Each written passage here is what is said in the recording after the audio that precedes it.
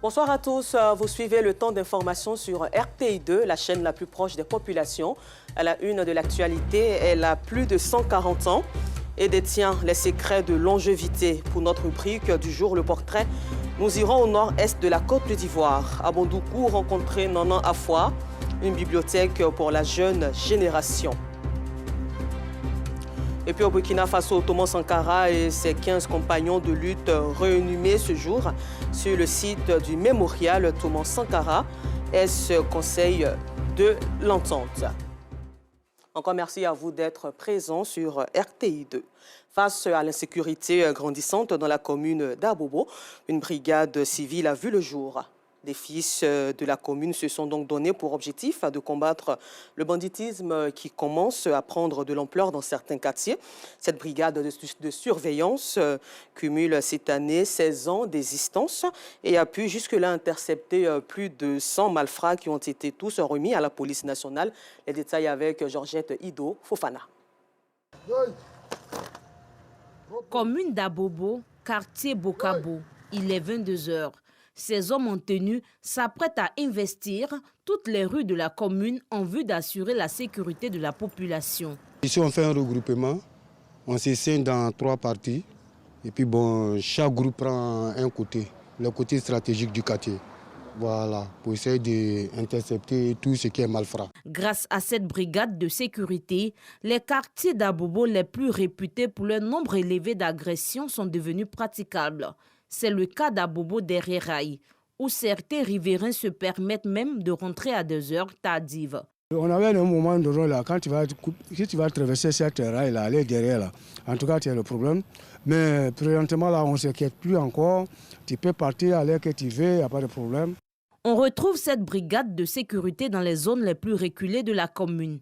Ici, au quartier Avocatier, il était difficile de traverser cette zone sans être agressé. Ici, on est obligé de renforcer la sécurité. Parce que ici, c'est une école. Et de là, c'est gros trou. Quand on dit gros trou, des choses derrière des pots, c'est ici. La moitié des agressions, c'est là ça se passe, et le goudron. À partir de 20 h, on ne peut plus passer là. Donc on est obligé, comme l'école est là, on est obligé de sonner. La présence de la brigade de sécurité dans le quartier a contribué à réduire drastiquement le nombre d'agressions. Depuis, en tout cas, ils sont là, ça fait près de 10 ans ici dans cette boulangerie. Pas d'agression. Voilà, le quartier est assez calme, pas de vol. En tout cas, ils sont efficaces. Voilà, à n'importe quelle heure tu sors, en tout cas, il y a toujours un élément, ou bien 2 éléments, 3 éléments. Donc ça fait qu'on sort à l'heure qu'on veut à tout moment. Le quartier est dangereux, mais en tout cas, ils font tout possible pour que la population soit à l'aise. Avant, les gens agressaient, ils pouvaient rester ici jusqu'à 19h30, 20h. Mais aujourd'hui, avec Guépard Force, en tout cas, il n'y a pas de souci. Mes clients sont tranquilles, ils mangent à n'importe quelle heure, je rentre quand je veux, voilà, il est presque minuit, je suis encore là. Donc les gens à 1h, 1h30. Il n'y a pas de problème, pas de soucis. Cette brigade de sécurité, une initiative de Souleymane Sawadogo. En 16 ans d'existence, ce comité de surveillance a contribué à l'arrestation d'une centaine de malfrats, lesquels ont été remis à la police après signature d'une décharge. En tant qu'un transporteur, je voyais avant que les gens tombaient sur les gens, agressaient les gens sur les rails. On les poignait à côté de leurs biens. C'est ça que j'ai mis cette entreprise en place depuis l'an 2007 pour aider la police et la gendarmerie. Lorsqu'on attrape un malfrat, on le conduit à la police ou à la gendarmerie. Donc c'est pour ça qu'on fait les décharges, puis je tire les photos. Les membres de la brigade de sécurité se relaient nuit et jour pour le bien-être des populations d'Abobo. Ils disent être un nombre insuffisant pour couvrir efficacement toute la commune d'Abobo. Selon eux, une aide pour exercer au mieux leurs tâches sera la bienvenue. Très belle initiative encouragée pour le bonheur des populations de la zone d'Abobo. À Yamoussoukro, hier, mercredi 22 février 2023, au terme d'un atelier consacré aux problématiques du secteur de la boulangerie en Côte d'Ivoire, le gouvernement ivoirien a décidé de débloquer une subvention de 2 milliards de francs CFA pour accompagner la création du fonds de garantie dédié au secteur de la boulangerie et la transformation structurée de la filière blé-farine-pain. Le directeur général du commerce intérieur, Aimé Kouazan, a rappelé que ces travaux étaient suivis de très près par le gouvernement ivoirien qui accorde une attention particulière aux recommandations qui ont été faites. À cet effet donc, il a invité chacune des structures concernées par ces problématiques de la boulangerie, les fertières de la boulangerie en première ligne, à s'engager réellement dans la mise en œuvre diligente des recommandations. Le dimanche 13 février dernier, dans la commune de Yopougon, s'est tenue une rencontre d'échange entre membres de la diaspora mauritanienne de Côte d'Ivoire. Une occasion pour ces ressortissants de la Mauritanie de discuter sur la revalorisation des us et coutumes de leur pays. Cette rencontre a aussi été un moment de retrouvailles, de communion et de convivialité entre fils et filles de la Mauritanie. Reportage. Ils sont plus d'une centaine à prendre part à cette rencontre d'échange. Tous membres de la communauté mauritanienne vivant en Côte d'Ivoire. Une rencontre qui vise à renforcer les liens de fraternité entre ressortissants de cette communauté. Plusieurs sujets à l'ordre du jour, notamment la valorisation des us et coutumes de la Mauritanie. On a comme l'impression que les gens pensent que oui, la Mauritanie, ils font de la polyandrie. Une femme qui a 4 hommes ou soit des trucs comme ça. C'est pour juste dire que nous sommes une république islamique, c'est-à-dire la Mauritanie, c'est 100% musulman. Il y a certaines choses que la Mauritanie est incapable de faire. On voulait aussi montrer aussi notre culture et vous dire aussi qu'on aime la Côte d'Ivoire. C'est une très belle cérémonie. Vous voyez comment tous les Mauritaniens sont réunis. Ce sont des retrouvailles. J'ai des parents ici, des cousins, des cousines que j'ai vus depuis très longtemps. Et aujourd'hui, c'est un moment convivial. Nous, on est ici à Abidjan. On est nés ici, on a beaucoup de parents ici. Aujourd'hui, tous les Mauritaniens sont réunis ensemble ici. On est contents, on est là pour la fête. Selon les responsables de cette communauté, le premier flux migratoire provenant de la Mauritanie remonte en 1970. Aujourd'hui, la Côte d'Ivoire compte plus de 50 000 ressortissants mauritaniens. Et près de 16 000 d'entre eux ont pour activité principale le commerce. Ils devront élire dans les jours à venir un député qui sera en charge de la diaspora mauritanienne en Côte d'Ivoire. Au chapitre religion, après 30 années de célébration du ministère, Koné Fontali, chantre chrétien, a organisé une conférence de presse pour annoncer 2 concerts live prévus les 3 et 5 mars à Cocody. Ce rendez-vous placé sous le thème « Musique chrétienne, quel héritage pour cette jeune génération » sera accompagné d'une campagne médicale au profit des populations de Mans, Guiglo et d'une sensibilisation à l'élan de solidarité et au vivre ensemble. Georgette Ido Fofana y était le 10 février dernier. Je veux marcher jusqu'à toi. Manifester sa reconnaissance à Dieu après 30 ans de carrière riche en expérience, c'est tout le sens de l'organisation d'une conférence de presse visant à annoncer 2 concerts live prévus les 3 et 5 mars 2023 à Cocody. Une occasion pour le chantre chrétien Koné Fontali, organisateur principal, d'indiquer les enjeux au cœur de cette célébration. Nous allons célébrer l'Éternel pour 30 années de service accompli. La célébration sera marquée par le social. Donc nous allons avoir des consultations gratuites et des soins gratuits au niveau de Guiglo et de Mans pour pouvoir soulager un tant soit peu nos parents. Une initiative saluée et encouragée par des fidèles chrétiens présents à la rencontre. Nous avons vu que pendant 30 ans, il est resté constant, il est resté déterminé, il est resté dans la consécration, il est resté dans l'humilité, il est resté en train de travailler pour que le milieu des chantres soit en train de suivre la pensée de Dieu, de réaliser le projet du Seigneur dans la nation. Alors, pour nous, c'est le temps pour lui de léguer cet héritage, les valeurs qu'il incarne. C'est une très belle initiative parce qu'il faut dire que beaucoup d'hommes sont dans le besoin. Voilà, il y a trop de personnes qui souffrent, il y a trop de personnes qui attendent de l'aide quelque part. Donc, c'est encouragé. Voilà, en tant que serviteur de Dieu, déjà, c'est ce qu'on doit faire. Il faut aider, il faut soutenir. Donc, pour moi, faire des dons, c'est vient pour nommer dans ce qu'il veut faire, dans ce qu'il doit faire. Donc, pour ma part, c'est très bien de le faire afin de jouer un lac à la parole. Il faut, c'est vrai, prêcher, il faut savoir chanter, mais il faut aussi des dons, pourquoi pas.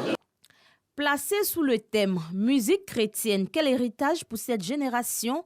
ce rendez-vous visant à louer l'Éternel Dieu sera marqué par une campagne médicale au profit des populations de Mans et de Guiglo et une sensibilisation au vivre ensemble. Aujourd'hui à jeudi, pour ce faire, nous passons tout de suite à notre rubrique du jour, le portrait.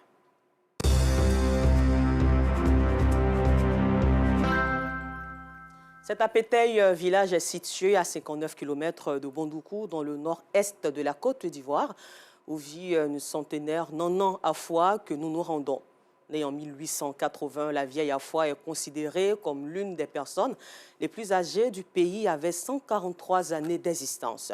Sa longévité fait d'elle une bibliothèque où viennent s'abreuver certains jeunes sur des faits historiques. Nos reporters Nour Sangaré et Gilles Tony ont effectué le déplacement d'Abidjan à Bondoukou pour la rencontrer, une rencontre qui a permis d'en savoir davantage sur les secrets de sa longévité que nous vous partageons ce soir. Péteyé est un village situé à environ 59 km de Bondoukou, dans la région du Gondougo, au nord-est de la Côte d'Ivoire. Dans cette bâtisse vit Afua, la centenaire. Ce matin, elle s'attelle à prendre son petit déjeuner. Au menu, le café au pain, un choix qui n'est pas fortuit. J'aime beaucoup manger le pain, c'est plus facile à digérer. Et puis, quand je mange, je me sens bien. Née vers 1880, Mémé Afua est considérée comme l'une des personnes les plus âgées de la Côte d'Ivoire avec 143 années d'existence. Une longévité qui a toute une histoire selon elle. J'étais partie au Ghana. Il y avait un enfant qui était malade. Et les gens ont cherché une solution, ils sont allés consulter. Et on dit, le génie dit d'aller chercher une racine en brousse. Et c'est par ces racines que l'enfant pouvait être guéri.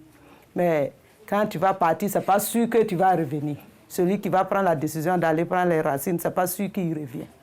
Alors, comme je ne pouvais pas voir l'enfant mourir, j'ai décidé de partir. Et quand je suis partie, je suis rentrée dans la forêt, j'ai fait sortir les racines. Quand les gens m'ont vu, ils étaient étonnés. Et quand je suis partie, les génies que j'ai trouvés pour prendre les racines, ils m'ont dit, ah, tu as eu le courage de venir pour aller sauver l'enfant, on te donne les racines. Mais en plus, ton cadeau, c'est la longévité. Je pense que c'est là aussi qui a augmenté. En plus, la vie que Dieu a donnée.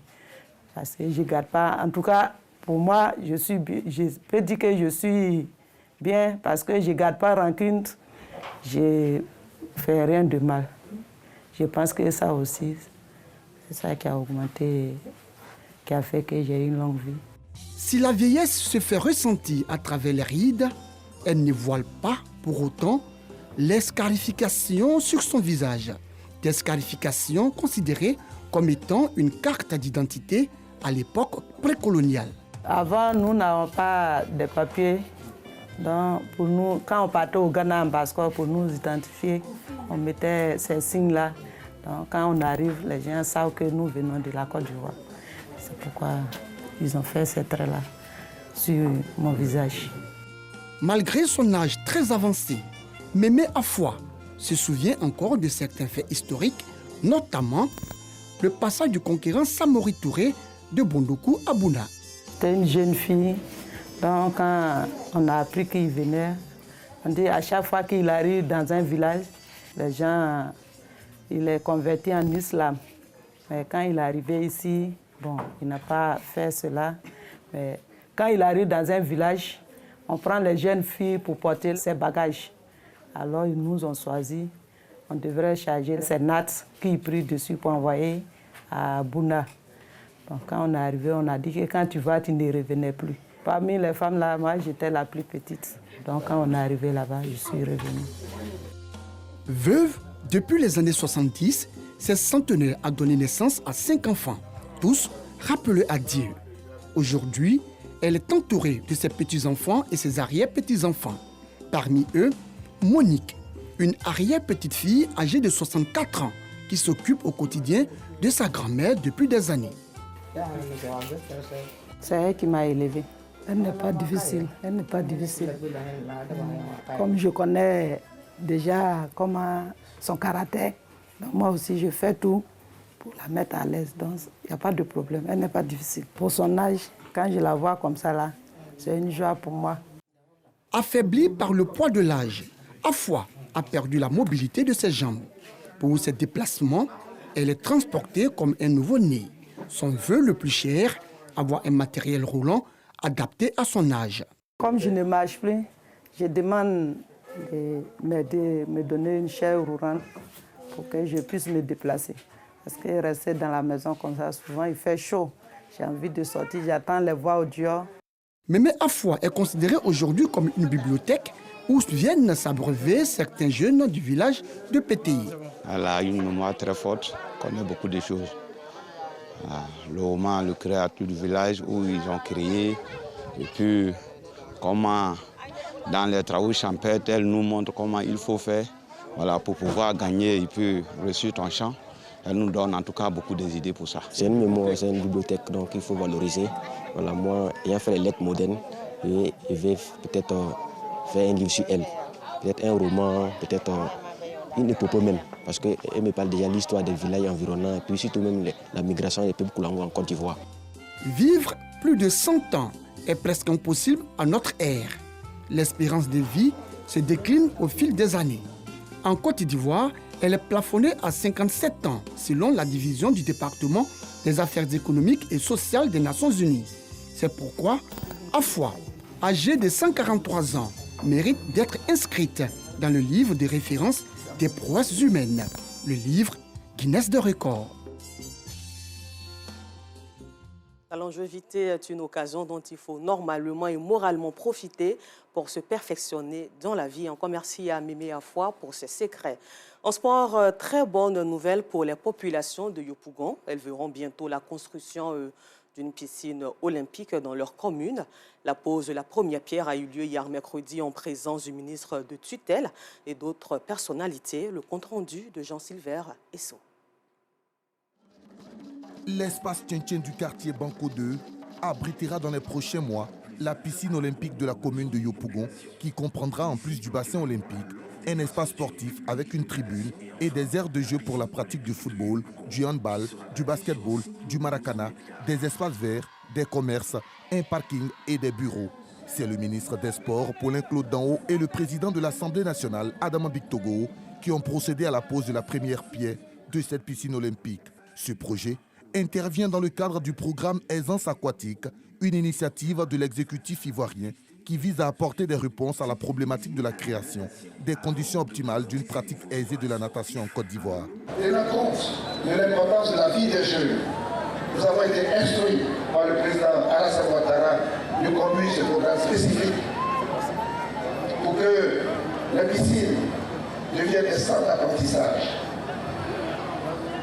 à la natation, au sauvetage, mais aussi deviennent des centres de vie et d'animation citoyenne dans nos communautés. Patron de la cérémonie, Adama Bictogo a remercié le ministre Paulin-Claude Danhaut pour le choix de la commune de Yopougon au nombre des bénéficiaires. Monsieur le ministre, au nom de la population de Yopougon, au nom du maire, le ministre d'État Koné Kafana Gilbert, nous voulons tous ensemble vous dire merci pour ce joyau et vous assurer et vous garantir de la bonne tenue de ce joyau, de ce complexe, de cette piscine olympique, parce que nos parents, nos jeunes avaient besoin d'une telle piscine olympique. Les travaux de cette piscine olympique devraient durer 24 mois. Au Burkina Faso, la réinhumation des restes mortels du président Thomas Sankara et ses 12 compagnons assassinés le 15 octobre 1987 s'est tenue aujourd'hui à Ouagadougou sur le site du mémorial Thomas Sankara. Est-ce conseil de l'entente? Elle sera suivie par les rites funéraires traditionnels de cérémonies religieuses, militaires et enfin de cérémonies commémoratives nationales et internationales pour les victimes le 15 octobre 2023. Au Nigeria, l'élection présidentielle nigériane de 2023 aura lieu le samedi 25 février 2023. en même temps que les élections législatives et sénatoriales afin d'élire le président. Le président sortant Mouhamadou Bouhari n'est pas candidat à sa réélection. Les 3 principaux candidats en lice ont adhéré à un pacte de paix lancé par le Comité national de la paix, une initiative privée rassemblant des responsables religieux, traditionnels et de l'opinion. Encore merci à vous et bonne suite de programme sur RTI2, la chaîne la plus proche des populations.